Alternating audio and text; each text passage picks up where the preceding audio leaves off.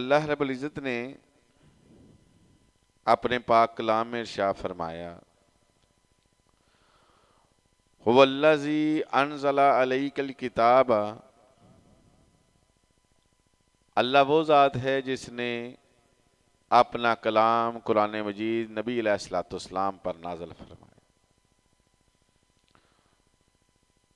منہ آیات محکمات، اس میں اللہ رب العزت نے ایسی آیات مبارکہ بھیجی جو محکمات پر ہیں، ان میں اللہ کی پسند ہے ناپسند ہے،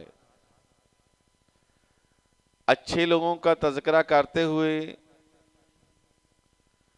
اچھے لوگوں کا اعمال کا تذکرہ کرتے ہوئے لوگوں کو خبردار کر دیا کہ میرے یہ بندے ہیں،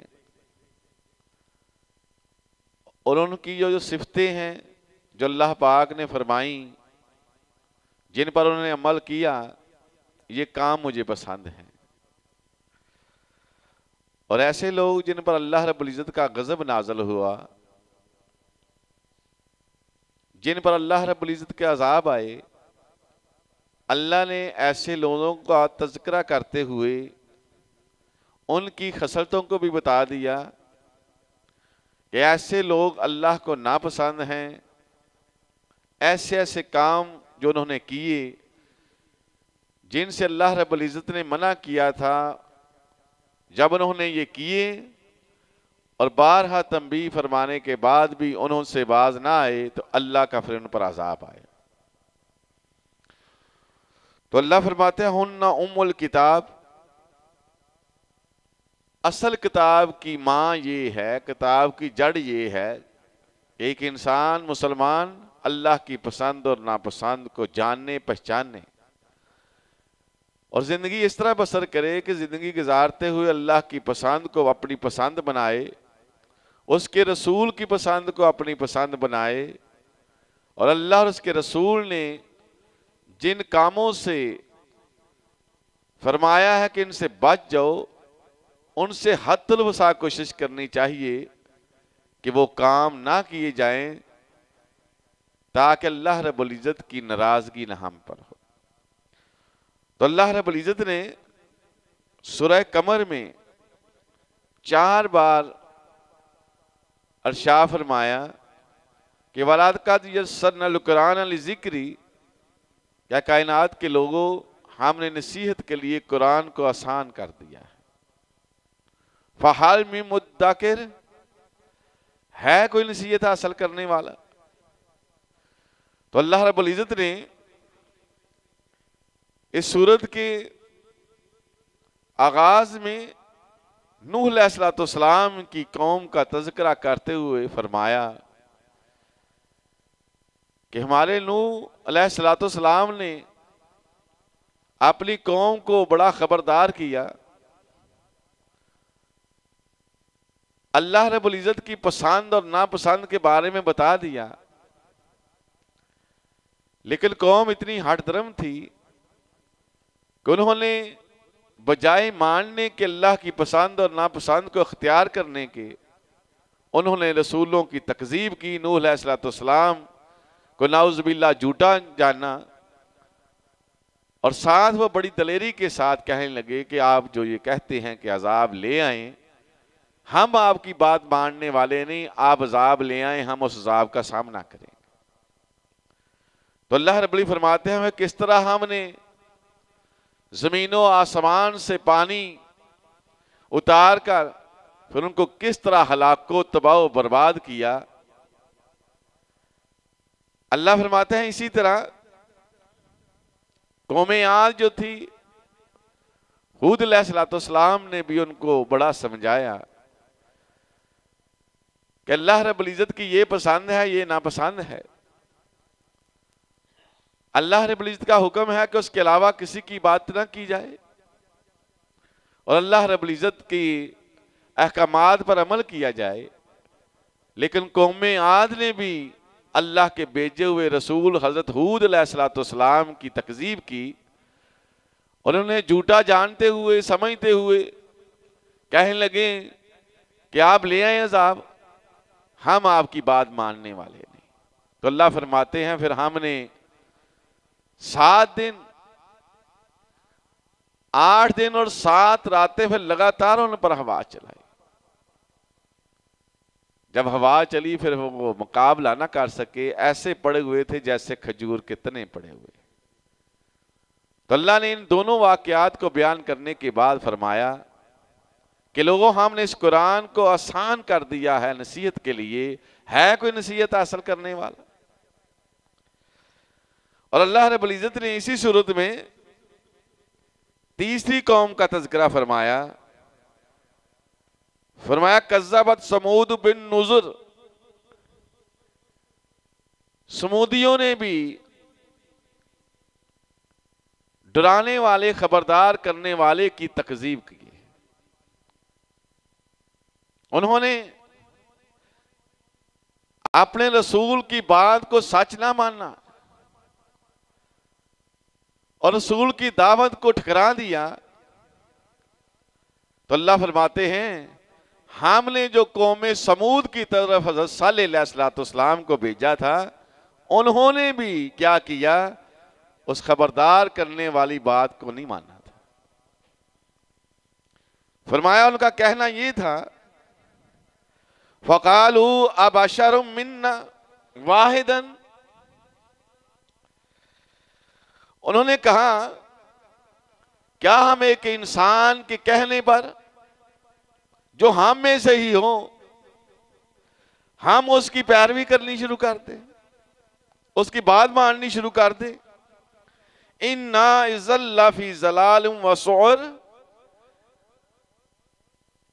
اگر ایک بندہ جو کہتا ہے کہ میں اللہ کا نبی ہوں، اللہ فرماتے ہیں میرے علاوہ کسی کی عبادت نہ کرو، تو اگر ہم میں سے ایک بندہ پوری قوم میں سے اٹھ کے کہے کہ میں اللہ کا نبی ہوں، تو اگر اس کے کہنے پر ہم نے اس کی بات مان لی تو پھر تو ہم بڑی گمراہی میں چلے گئے۔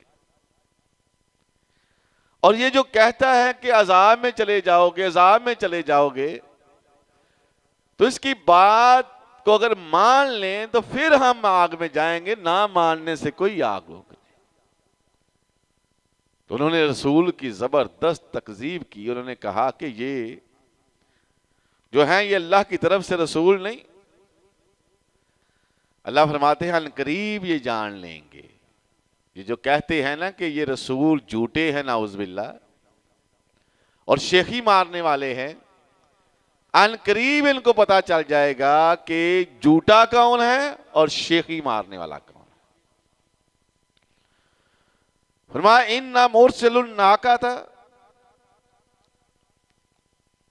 اب انہوں نے حضرت صالح علیہ السلام کے سامنے ایک مطالبہ رکھا، کیا صالح علیہ السلام ہم آپ کی بات مان لیں گے اگر آپ ہمارا ایک مطالبہ پورا کر دیں، ہم جان جائیں گے کہ آپ واقعی اللہ کے نبی ہیں۔ تو اللہ فرماتے ہیں ہم نے پھر بھیجی ایک اونٹنی ان کے زمانے کے لیے، آزمائش کے لیے۔ اب انہوں نے مطالبہ کیا رکھا کہ اے صالح علیہ السلام ہم آپ کی بات مان لیں گے، تسلیم کر لیں گے، یہ جو سامنے ہمارے پہاڑ ہے اس پہاڑ کی چٹان کو پھاڑ کر اگر اس پہاڑ کی چٹان سے اونٹنی نکل آئے اور وہ حاملہ بھی ہو، اگر وہ اونٹنی نکل آئے ہم اپنی آنکھوں سے دیکھ لیں، ہم ایمان لے آئیں گے۔ اب اللہ رب العزت کا نے دنیا والوں کے لیے جو قاعدہ اور قانون بنایا وہ یہ ہے کہ اگر اللہ کی طرف سے کوئی معجزہ عطا کیا جاتا ہے تو پھر معجزہ دیکھ لینے کے بعد اگر وہ قوم ایمان نہیں لاتی تو پھر وہ اللہ کے عذاب کی مستحق ہو جاتی ہے۔ اللہ فرماتے ہیں انہوں نے یہ مطالبہ کیا، صالح علیہ السلام نے اللہ کے حضور ہاتھ اٹھائے اے اللہ میری قوم نے یہ مطالبہ کیا ہے کہ اگر سامنے پہاڑ سے چٹان سے حاملہ اونٹنی نکل آئے ہم ایمان لے آئیں گے، اے اللہ میں تمہارے آگے دعا کرتا ہوں اللہ اس مطالبے کو پورا کر دے۔ اللہ رب العزت نے فرمایا کہ اے صالح علیہ السلام آپ کا کام ہے اللہ کے آگے دعا کرنا، آپ دعا کریں اللہ اونٹنی کو ظاہر کر دے۔ انہوں نے اللہ کے آگے دعا کی، پہاڑ سے ایک حاملہ اونٹنی ان کی آنکھوں سے سامنے پہاڑوں کو چیرتی ہوئی وہ اندر سے نکل آئی۔ اب اللہ رب العزت نے فرمایا فتنۃ لہم، اب یہ جو اونٹنی تھی یہ ان کے لیے آزمائش بن گئی، ان کے لیے آزمائش تھی، لہذا نوح علیہ السلام نے، صالح علیہ السلام نے اپنی قوم کو کہا کہ اب تمہارے اس مطالبے پر اللہ نے اونٹنی کو نکال دیا ہے، بھئی مان لے آؤ۔ اب انہوں نے پھر وہی بات جو پرانی چلی آ رہی ہے کہ آپ تو جادوگر ہیں، اب ایمان لانے سے پھر انہوں نے انکار کر دیا۔ اللہ فرماتے ہیں پھر وہ اونٹنی اس طرح ان کے لیے امتحان بن گئی، وَنَبِّئْهُمْ أَنَّ الْمَاءَ قِسْمَةٌ بَيْنَهُمْ، مفسرین نے لکھا کیا وہاں جو پانی جہاں سے لوگ پانی پیتے تھے وہ کنواں جو تھا، وہاں جب وہ اونٹنی پانی پینے کے لیے آتی دوسرے لوگ بھی اپنے جانوروں کو پانی پلانے کے لیے آتے، لیکن جب وہ اونٹنی آتی اتنی ہیبت زدہ تھی کہ باقی سارے جانور ڈر کر بدک کر بھاگ جاتے۔ اب یہ بڑا پریشانی والا معاملہ ہو گیا کہ اونٹنی جب پانی پیتی تھی سارا کنویں کا پانی پی جاتی، اب لوگوں کے جانور پہلے تو ڈر کے مارے بھاگ جاتے، تو یہ بڑا مسئلہ پیدا ہو گیا۔ اب انہوں نے نوح صالح علیہ السلام کے سامنے یہ درخواست کی کہ یہ تو بڑا مسئلہ ہو گیا ہے، ہمارے جانور اس کے ہوتے ہوئے پانی نہیں پیتے اور یہ سارا پانی پی جاتی ہے، تو اس مسئلے کو حل کریں۔ تو اللہ فرماتے ہیں پھر ہم نے صالح علیہ السلام کے ذریعے بتلایا کہ اب ان کی باری تقسیم کرتے، ایک دن باری ان کے پانی پینے کی ہوگی اور ایک دن باری ہوگی اللہ کی اونٹنی کی، وہ پانی پیا کرے گی۔ تو اللہ فرماتے ہیں اب باری تقسیم ہو گئی، ایک دن قوم کے لوگ پانی پیتے ان کے جانور پیتے، ایک دن اونٹنی پی جاتی۔ اب وہ بڑے پریشان ہو گئے کہ صالح علیہ السلام ہماری قوم میں ایک واحد بندہ ہے اور یہ اونٹنی ہے اس نے ہمارے ناک میں دم کر دیا ہے۔ اب انہوں نے باہمی مشاورت سے کیا کیا، بجائے ایمان لانے کے انہوں نے فیصلہ کیا کہ اس اونٹنی کو ہی جان سے مار ڈالے۔ تو اللہ فرماتے ہیں فَنَادَوْا صَاحِبَهُمْ،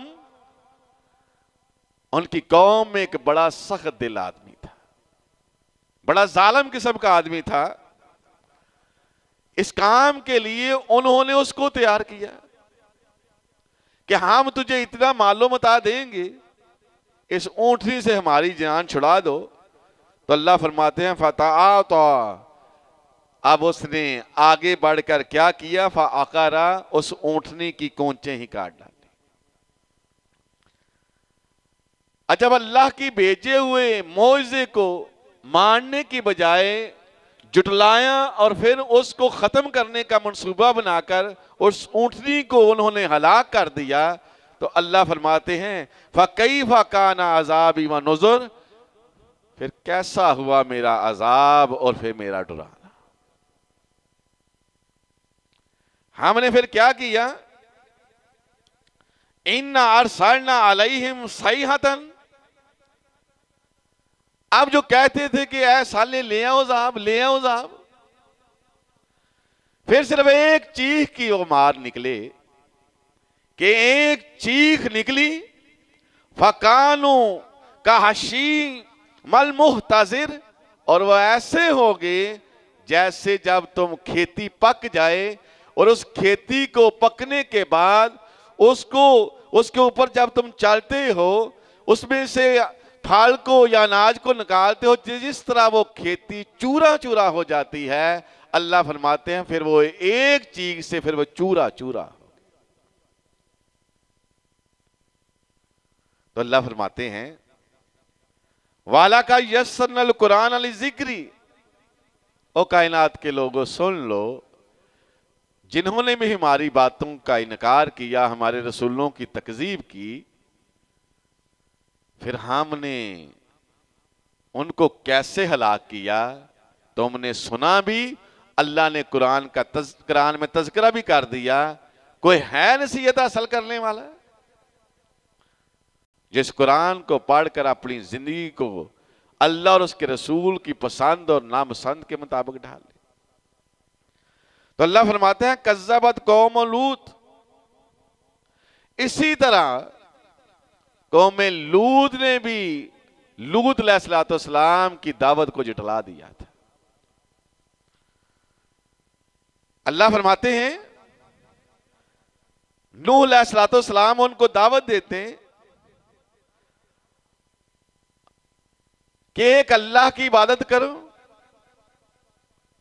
اس اللہ کے علاوہ کسی کی عبادت نہیں کی جائے گی اور اس کی عبادت میں کسی کو شریک نہیں کیا جائے گا.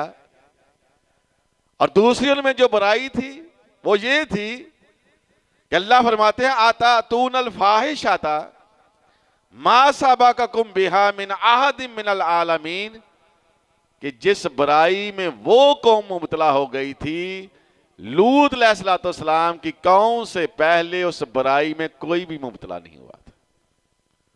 وہ برائی کسی نے بھی نہیں کی تھی اس قوم سے پہلے. اور وہ برائی کیا تھی؟ اللہ نے قرآن مجید میں ارشاد فرمایا کہ نوح علیہ السلام نے ان کو کہا اِنَّكُمْ لَتَأْتُونَ الرِّجَالَ شَهْوَةً مِن دُونِ النِّسَاءِ، تمہیں کیا ہو گیا ہے کہ تم اپنی شہوت کو عورتوں کو چھوڑ کر مردوں پر پورا کرتے ہو. یہ روئے زمین پر یہ جو گناہ تھا یہ قوم لوط نے کیا تھا کہ انہوں نے ہم جنس جو تھا اس کے ساتھ شہوت پوری کی، مردوں نے مردوں کے ساتھ شہوت پوری کی. اب نوح علیہ السلام نے فرمایا بل انتم قوم مسرفون، تمہارا حال تو یہ ہو چکا ہے کہ تم بہت حد سے گزرے ہوئے لوگ ہو کہ اللہ رب العزت نے عورتوں کو مردوں کے لیے، مردوں کو عورتیں کے لیے کھیتی بنایا ہوا ہے عورتوں کو، لہذا تم عورتوں کو چھوڑ کر مردوں کے ساتھ اپنی شہوت زنی پوری کرتے. تو اتنی بے حیا قوم تھی کہ وہ چھپ کر بھی نہیں، العلانیہ مجمع میں کرتی تھی. اور اس قوم کا یہ شہوت زنی کیسے شروع ہوئی؟ مفسرین نے لکھا کہ اس روئے زمین پر قوم لوط سے پہلے کسی نے بھی اپنی داڑھی کو نہیں منڈوایا تھا. ہر ایک کی داڑھی ہوتی تھی، لیکن قوم لوط نے جب کلین شیپ کی، انہوں نے اپنی داڑھیوں کو منڈوا دیا، تو پھر مردوں کی جو مشابہت ہے وہ عورتوں سے ہو گئی. جب مردوں کی مشابہت عورتوں سے ہوئی تو پھر اس قوم نے عورتوں کو چھوڑ کر مردوں کے ساتھ بدفعلی کرنی شروع کر دی. اور دوسرا اس قوم کا مشغلہ یہ تھا کہ یہ کبوتر باز بھی تھے. تو اللہ کے رسول صلی اللہ علیہ وسلم نے حکم دیا کہ داڑھی کو رکھو. یہ اللہ کے رسول صلی اللہ علیہ وسلم کی سنت ہی نہیں، یہ اللہ رب العزت کی طرف سے فرض بھی ہے کہ انسان اپنے چہرے پر داڑھی کو سجائے. داڑھی رکھنے کے بڑے ہی فائدے ہیں. اور نبی علیہ السلام داڑھی نہ رکھنے والے سے پتہ کس قدر نفرت کرتے تھے. اللہ کے رسول صلی اللہ علیہ وسلم مسجد میں بیٹھے ہوئے ہیں اور ایک وفد آیا. آپ حیران ہوں گے کہ وہ وفد کے لوگ مسلمان نہیں، وہ کسی اور مذہب سے تعلق رکھتے تھے، لیکن آپ علیہ الصلوۃ والسلام مسجد میں بیٹھے ہوئے ہیں. وہ وفد آپ کے سامنے آ کے بیٹھ گیا. آپ علیہ الصلوۃ والسلام نے دیکھا کہ ان کے چہروں پر داڑھی نہیں تھی. آپ علیہ الصلوۃ والسلام نے چہرہ مبارک دوسری طرف پھیر لیا. اب وہ دوسری طرف آئے، آپ علیہ الصلوۃ والسلام نے دوسری طرف چہرہ پھیر لیا. تو صحابہ کرام نے کہا اللہ کے رسول صلی اللہ علیہ وسلم یہ جو وفد آیا یعنی مسلمان نہیں. آپ نے فرمایا اور مجھے سب سے پہلے یہ بتاؤ کس نے تمہیں داڑھی مڈوانے کا حکم دیا ہے؟ میرے رب نے مجھے داڑھی رکھنے کا حکم دیا ہے. ایک غیر مسلم اگر داڑھی کے بغیر نبی علیہ الصلوۃ والسلام کی ذات اقدس میں حاضر ہوتا ہے، آپ اتنے حلیم، اتنے درگزر کرنے والے، اتنے رحم دل، اس کے باوجود آپ نے ایسے شخص کو دیکھنا پسند نہیں کیا جس کے چہرے پر داڑھی نہ. تو اس قوم میں جو بنیادی طور پر جس وجہ سے یہ معاملات شروع ہوئے، سب سے پہلی یہ کڑی تھی کہ ہمارا اسلام جو ہے نا یہ بنیادوں کی باتیں کرتا ہے. اگر بنیادیں ٹھیک ہوں نا تو معاملہ پھر ہوتے ہی صحیح ہے. آج یہ مردوں سے مرد شہوت زانی اس قدر بڑھ چکی ہے کہ آج ملکوں میں قوانین بنتے جا رہے ہیں کہ مرد مرد سے نکاح کر سکتا ہے. میرا جسم میری مرضی. اس کی سب سے بڑی وجہ یہ ہے کہ ہماری بنیادیں جو ہیں، جو اللہ اور اس کے رسول نے جو تخلیق پیدا کی ہے، ہم اس میں خرابی کرنے کی کوشش کرتے ہیں. تو اللہ فرماتے ہیں وَمَا كَانَ جَوَابَ قَوْمِهِ. اب لوط علیہ السلام نے فرمایا میری قوم کے لوگوں تمہیں کیا ہو گیا ہے کہ مردوں کو چھوڑ کر، عورتوں کو چھوڑ کر مردوں کی طرف جاتے ہو؟ تو انہوں نے ان کا جواب یہ تھا اے لوط علیہ السلام اِلَّا أَن قَالُوا أَخْرِجُوهُم مِّن قَرْيَتِكُمْ. اگر تم زیادہ پاک باز بنا نا، تم ہمیں یہ روکتا رہا کہ یہ کام نہیں ٹھیک، یہ کام نہیں ٹھیک، تو ہم تجھے اپنی بستی سے ہی نکال دیں گے. اس بستی سے تجھے نکال دیں گے.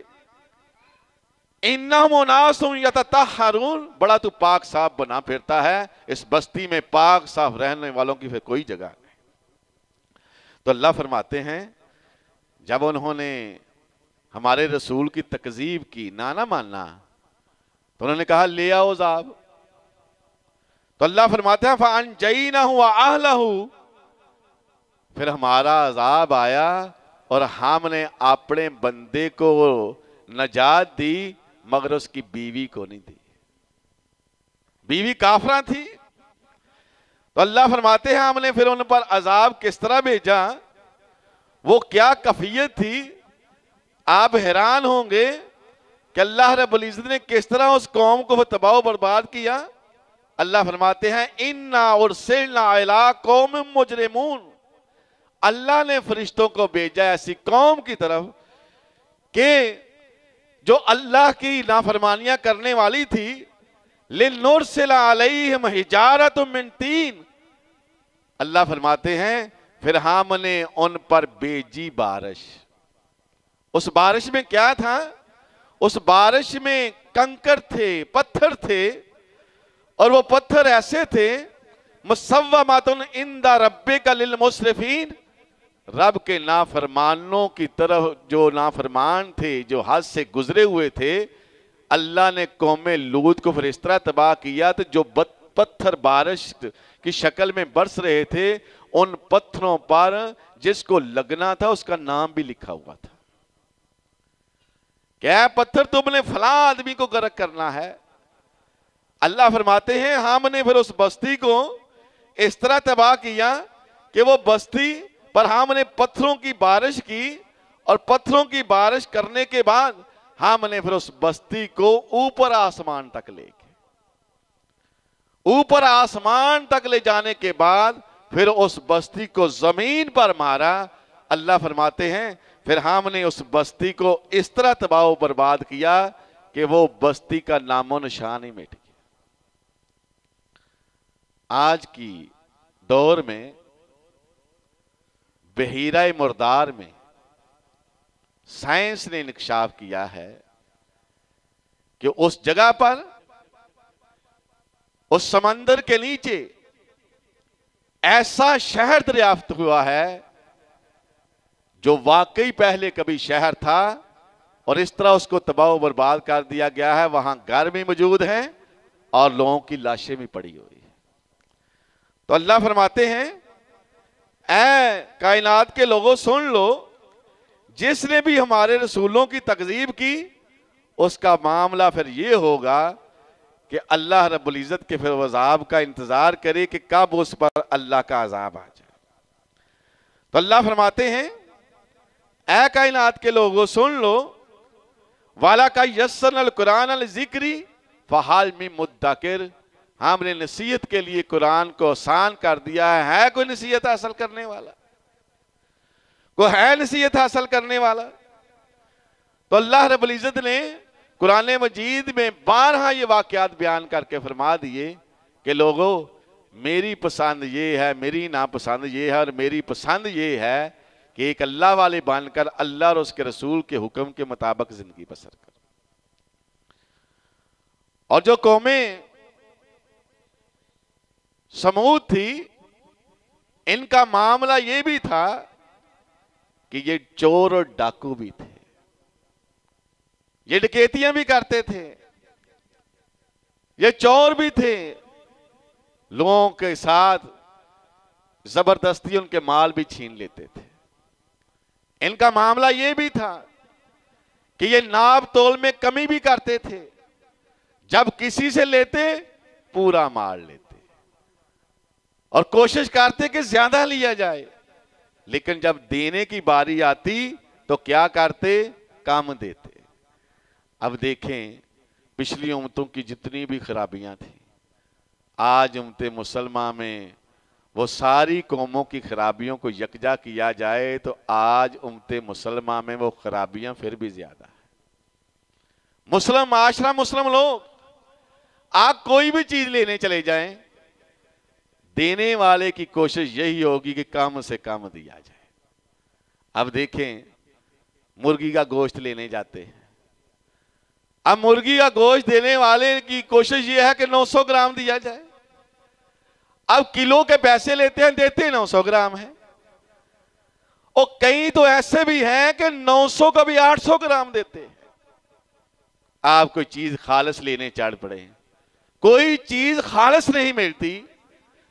جہاں کہیں بھی آپ جائیں معاملات اتنے غمگین ہو چکے ہیں کہ پوچھو مت, اور پھر کہتے ہیں کہ اللہ کی ہم پر رحمت نہیں ہوتی, اللہ کی مدد نہیں آتی. اور چوری اور ڈکیتی کا حال یہ ہے, اللہ کے رسول صلی اللہ علیہ وسلم فرماتے ہیں چور اور ڈکیت اللہ کے حضور اتنے مغضوب ہیں, اتنے مغضوب ہیں کہ کل قیامت کا دن ہوگا. یہ پچھلی امتوں کے لوگ اللہ کو ناپسند اس لیے نہیں تھے کہ ان کی میں چور اور ڈاکو بھی تھے. چور اور ڈاکو اللہ کے نبیوں کے کہنے پر باز ہی نہیں آتے تھے. اب مسلم معاشرہ, مسلم لوگ, کوئی بھی آدمی اس وقت سکون کی سانس اس حالت میں نہیں لے سکتا کہ وہ یہ سمجھے کہ یہاں چوری ڈکیتی اور راہزنی نہیں ہوگی. راتوں کو بھی سکون نہیں, دن کو بھی سکون نہیں. اور حال یہ ہے کہ چوری اور ڈکیتی اس قدر زیادہ ہے کہ بدماش اور لونڈے آتے ہیں اور کاروباروں کو دبکاتے بھی دیتے ہیں, مارتے بھی ہیں, اور ساتھ مال بھی چھین کے لے جاتے ہیں. اللہ کے خوف سے اس قدر نڈر ہو چکے ہیں ہم کہ آج چوری اور ڈکیتی اس قدر زیادہ ہے کہ اتنی چوری اور ڈکیتی عرب کے مشرکوں میں بھی نہیں تھی. اللہ کے نبی علیہ السلام نے فرمایا کہ چور اور ڈکیت سن لیں, جب قیامت کا دن ہوگا اللہ کے حضور جب آئیں گے، اللہ رب العزت ان کی چوریوں ڈکیتیوں سے مال جو انہوں نے اکٹھا کیا ہوگا وہ ان کے کندھوں پر سوار کر دیا جائے گا۔ اب ان کے کندھوں پر اس کے وزن کو بھی بڑھا دیا جائے گا۔ اب اللہ کے حضور قیامت کے دن اربوں خربوں کا مجمع ہوگا۔ اب اربوں خربوں کے مجمع میں اندازہ کریں کہ چور اور ڈکیت اور لوگوں کا حق غصب کرنے والے کا حال یہ ہے کہ چیزیں اس کے کندھوں پر سوار ہیں، یقین نہیں۔ اس لیے یقینی کی وجہ سے نہ مسجد کی ٹوٹیاں محفوظ ہیں، نہ گھروں کی عزت محفوظ ہے۔ آپ حیران اور پریشان ہیں جس امت مسلمہ میں حال یہ ہے کہ مسجدوں کو اس خوف کے ساتھ تالے لگانے پڑتے ہیں کہ ٹوٹیاں نہ اتار کے لے جائیں۔ اس قوم کی پستی کا کیا عالم ہوگا، اللہ کی نافرمانی کا کیا عالم ہوگا کہ ایک کولر رکھا ہوا فی سبیل اللہ جس پر گلاس رکھے ہوئے کو سگلی لگانی پڑتی ہے، اس قوم کی پستی کا عالم کیا ہوگا، ان کی علم کا عالم کیا ہوگا کہ ہر طرف یہ کہہ کے ہیں فلاں فرقہ جنتی ہے، فلاں جو ہے وہ حق پر ہے، تو وہ چاہے جس معاشرے میں ہر فرقہ حق پر ہے، اتنی چوری اور ڈکیتی اور رہزنی پھر کیوں ہے؟ اس کی ایک ہی وجہ ہے، ہم اللہ کی پسند اور ناپسند نہیں بتاتے، ہم صرف لوگوں کو فرقوں میں داخل کرتے ہیں۔ اللہ کی قسم کسی بھی فرقے کے بندے کو، میں یہ نہیں کہتا کہ فلاں فرقہ بڑا ہی علم رکھنے والا ہے، آپ کسی بھی فرقے کے بندے کو جو بڑی بحث و مباحثہ کرتا ہے اللہ کی پسند اور ناپسند کے بارے میں کوئی ایک چیز پوچھ لیں اس کو پتہ ہی نہیں ہوگا، کوئی پتہ نہیں ہوگا اس کو کہ اللہ کی پسند اور ناپسند کیا ہے، کیونکہ پسند اور ناپسند تو اپنے جسم پر لاگو ہوتی ہے۔ ہمیں وہ سلام چاہیے ہی نہیں جو اپنے جسم پر لاگو ہو، ہمیں سلام وہی چاہیے کہ دوسروں پر فتوے لگائے جائیں کہ یہ مشرک ہے، یہ کافر ہے، یہ مغضوب ہے، یہ ہے، وہ ہے، اپنی ذات کے لیے ہم نہیں سیکھتے۔ تو اللہ کے نبی علیہ السلام فرماتے ہیں کہ وہ ساری چیزیں اس کے کندھوں پر سوار کر دی جائیں گی۔ اب وہ بول بول کے کہیں گی میں فلاں کی تھی، اس نے مجھے چرایا تھا۔ اب بتائیں اپنی ایمانداری سے کتنے لوگ ہیں جن تک یہ بات پہنچی؟ اب وہاں رشتہ دار بھی ہوں گے، دوست باپ بھی ہوں گے، بڑے جاننے والے بھی ہوں گے، اب لوگوں کے کندھوں پر چیزیں سوار ہیں اور وہ بول بول کے کہہ رہا ہے کہ کوئی ہے جو ہمارے کندھوں سے یہ سامان نیچے رکھوا دے۔ اب کوئی حامی بننے کے لیے تیار نہیں ہوگا، ذلت کی انتہا ہوگی۔ اب یہ آپ علیہ السلام کو ڈھونڈتے ہوئے آپ علیہ السلام کے پاس پہنچ جائے گے۔ اللہ کے رسول صلی اللہ علیہ وسلم فرماتے ہیں، وہ کہیں گے اے اللہ کے رسول صلی اللہ علیہ وسلم آپ ہمارے نبی ہیں، آپ ہماری حالت کو دیکھیے کس طرح چیزیں اوپر بول بول کے کہہ رہی ہیں کہ ہم فلاں کی ہیں، یہ بوجھ، اس بوجھ نے ہمیں دبا کے رکھا ہوا ہے۔ اللہ کے رسول صلی اللہ علیہ وسلم سخت تکلیف میں ہیں، اس بوجھ کو ہٹوا دیجیے۔ آپ علیہ السلام فرماتے ہیں میں کہوں گا کہ میں تجھے جانتا ہی نہیں، تو کون ہے، میں تجھے پہچانتا ہی نہیں۔ آپ بتلائیں جس شخص کو نبی علیہ السلام قیامت والے دن پہچاننے سے انکار کر دیں پھر اس کا کیا حال ہوگا۔ تو اللہ فرماتے ہیں اے کائنات کے لوگوں سن لو، فذوقوا عذابی ونذر، دیکھا میرا عذاب کیسا ہے، پھر میرا عذاب اور میرا ڈرانا۔ تو فرمایا وَلَقَدْ يَسَّرْنَا الْقُرْآنَ لِلذِّكْرِ فَهَلْ مِن مُدَّكِرٍ، اور ہم نے قرآن کو نصیحت کے لیے آسان بنا دیا ہے کوئی نصیحت حاصل کرنے والا؟ تو اللہ رب العزت نے کس طرح قرآن مجید میں انسانوں کو سمجھایا، اس طرح تو کوئی باپ بھی اپنے بچے کو نہیں سمجھاتا۔ اللہ رب العزت نے اس قرآن مجید میں فرما دیا ہے ایسا کرو گے یہ دوں گا، ایسا کرو گے یہ دوں گا، پتہ تب چلے گا جب ہم اسے پڑھیں گے۔ تو اللہ رب العزت سے دعا ہے اللہ ہم سب کو سب سے پہلے قرآن مجید پڑھنے کی توفیق عطا فرمائے۔ جب تک ہم قرآن مجید نہیں نہ پڑھیں گے پھر ایک ایک مسئلہ پر ساری زندگی گزار دیں گے۔ ایک رفع الدین کرنے والا اس خوش فہمی میں ہوگا کہ میں رفع الدین کرتا ہوں، بس میں اہل حدیث ہو گیا، اب میں بخشا گیا۔ ایک الصلاۃ والسلام علیکہ یا رسول اللہ پڑھنے والا صرف اس بات پر اتفاق کر لے گا میں یہ پڑھتا ہوں میں بخشا جاؤں گا، اللہ نے قرآن و حدیث میں کہیں نہیں یہ فرمایا کہ ایک ایک کام کرو گے تو میں تمہاری بخشش کر دوں گا۔ ایسی بات اللہ نے اپنے قرآن میں کہیں نہیں بتائی۔ اللہ فرماتے ہیں لوگو اس قرآن کو پڑھو، میری پسند اور میرے حبیب کی پسند کو اپناؤ، میرے اور میرے حبیب کی ناپسند کو چھوڑ دو، جو اللہ اور اس کے رسول نے ناپسند کیا ہے اس کو چھوڑنا ہوگا۔ اللہ سے دعا ہے اللہ ہمیں ہر اس عمل سے جو اللہ رب العزت کو پسند ہے وہ اپنانے کی توفیق عطا فرمائے، اور جو کام اور ایسے لوگ جو اللہ رب العزت جن کو ناپسند کرتا ہے ان سے نفرت کرنے اور ایسے کام نہ کرنے کے اللہ رب العزت وہ بھی ہمیں توفیق نہ فرمائے۔ تو حالات تو واقعات اس قدر غمگیر ہیں، اپنے بارے میں بھی سوچیں، اپنی اولادوں کے بارے میں بھی سوچیں۔ ایمانداری کی بات ہے کوئی آپ کی اولاد کو جو ہے وہ پکڑ کے سیدھے رستے پر نہیں لے جائے گا۔ سب سے پہلے خود پڑھیں، پھر اپنی اولادوں کو موٹی موٹی باتیں قرآن کی بتائیں کہ یہ اللہ کی پسند ہے یہ ناپسند ہے۔ جب تک لوگ اللہ اور اس کے رسول کی پسند اور ناپسند پر نہیں نہ آئیں گے حالات نہیں ٹھیک ہو سکتے۔ حالات ٹھیک کرنے کے لیے سب سے پہلے اللہ کی پسند اور ناپسند کو جاننا ضروری ہے۔ دیکھا اگر پسند اور ناپسند کا نہیں پتا تو سارے ہی پریشان ہیں، خامند بیویوں کے ہاتھوں پریشان ہیں، بیویاں خامند کے ہاتھوں پریشان ہیں، جو اولاد ہے وہ والدین کے ہاتھوں پریشان ہے، والدین بچوں کے ہاتھوں پریشان ہیں، پڑوسی سے پریشان ہے، ایک ہی محلے میں رہتے ہوئے ایک دوسرے کے خلاف حسد و بغض کی لہریں دوڑی ہوئی ہیں، معاشرہ لوگوں سے پریشان ہے، لوگ معاشرے سے پریشان ہیں، حاکم عوام سے پریشان ہیں، عوام حاکموں سے پریشان ہے۔ اس ساری پریشانی کا ایک ہی حل ہے کہ انسان اللہ اور اس کے رسول کی پسند کو پسند سمجھتے ہوئے اپنی پسند اور ناپسند بنا لے۔ اللہ ہم سب کو صحیح معنوں میں دین کو سمجھنے اور پڑھنے کی توفیق عطا فرمائے۔